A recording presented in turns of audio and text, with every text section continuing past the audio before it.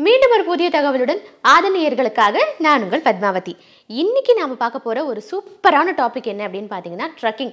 பொதுவாகவே இளைஞர்களுக்கு, அதுவும் குறிப்பாக இந்த காலகட்டத்து இளைஞர்களுக்கு ட்ரக்கிங் அப்படிங்கிறது ரொம்பவே பிடிச்சமான ஒரு விஷயமா இருக்குது. அவங்களோட ஹிட் லிஸ்ட்டில் டாப்பில் வரது எது அப்படின்னு பார்த்தீங்கன்னா கண்டிப்பாக அது ட்ரக்கிங்காக தான் இருக்கும். அந்த ட்ரக்கிங்கை பற்றி தான் ஒரு சுவாரஸ்யமான விஷயத்தை நான் உங்க கூட இன்னைக்கு ஷேர் பண்ணிக்க போகிறேன். என்னது டைம் இல்லையா? ஃபோன் பேச டைம் இல்ல, ஃபேமிலி டின்னர் டைம் இல்ல, ஷாப்பிங் டேட்டிங் மீட்டிங் எதுக்கும் டைம் இல்ல. Make time, take that holiday. GT Holiday. GT Holidays, South India's #1 travel brand. தமிழ்நாட்டிலே ரொம்ப முக்கியமான மலைகளில் ஒன்று அப்படின்னு பார்த்தீங்கன்னா பர்வதமலை. இந்த பர்வதமலையில் சிவனோட பாதம் பட்டிருக்கு அப்படின்ற ஐதீகம் கூட போய்கிட்டு இருக்கு. ஸோ இந்த ஒரு முக்கியமான மலையை பற்றி தான் நம்ம பேச போகிறோம். அதுதாங்க பர்வதமலை. கரணம் தப்பினா மரணம் அப்படிங்கிற சுச்சுவேஷனில் தான் அந்த மலையேற்றமே இருக்கும் அப்படின்னு சொல்கிறாங்க. ஏன் அப்படின்னு பார்த்தீங்கன்னா ரொம்பவே ஆபத்தான செங்குத்து வடிவிலான பாதைகள் தான் அந்த மலை முழுக்க இருக்கிறதாவும் சொல்கிறாங்க. ஸோ நாம் அப்படி ஏறி போகும்போது மிக மிக கவனங்கள் தேவை அப்படின்னு சொல்கிறாங்க. யாரெல்லாம் இந்த மலை ஏறும்போது மூச்சு விடுறது கஷ்டம், அந்த ப்ராப்ளம்ஸ் எல்லாம் எங்களுக்கு இருக்குது, ஹெல்த் இஷ்யூஸ் இருக்குது அப்படின்னு சொல்கிறவங்க இந்த மலை ஏறும்போது கொஞ்சம் ஜாக்கிரதையாகவே இருக்கணும். இந்த மலை ஏறுறதுக்கு நமக்கு ரொம்பவே தைரியமே வேணும் அப்படின்னு தான் சொல்லலாம். ஏன்னா ஆரம்பத்துலேருந்து முடிக்கிற வரைக்கும் கடப்பாறையை 2 பக்கமுமே குத்தி வச்சுருக்காங்க. அதை பேலன்ஸ் பண்ணிக்கிட்டு தான் கொஞ்சம் கொஞ்சமாக நம்ம மலை ஏற முடியும்.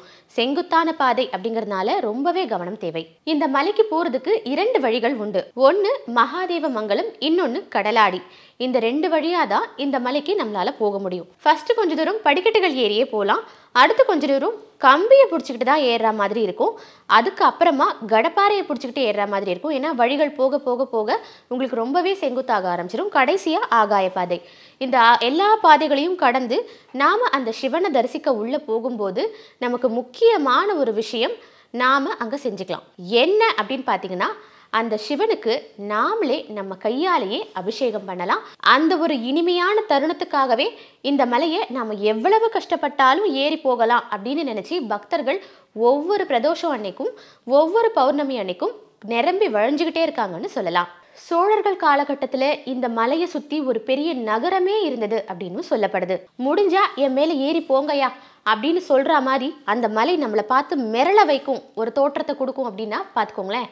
இது மட்டும் இல்லைங்க, இந்த மலையை சுற்றி நிறைய மூலிகை செடிகள் இருக்கிறதுனால இந்த கோவிலுக்கு நாம் போயிட்டு வந்தோம் அப்படின்னா தீராத நோய்கள் கூட தீரும் அப்படிங்கிற ஐதீகமும் சொல்லப்படுது.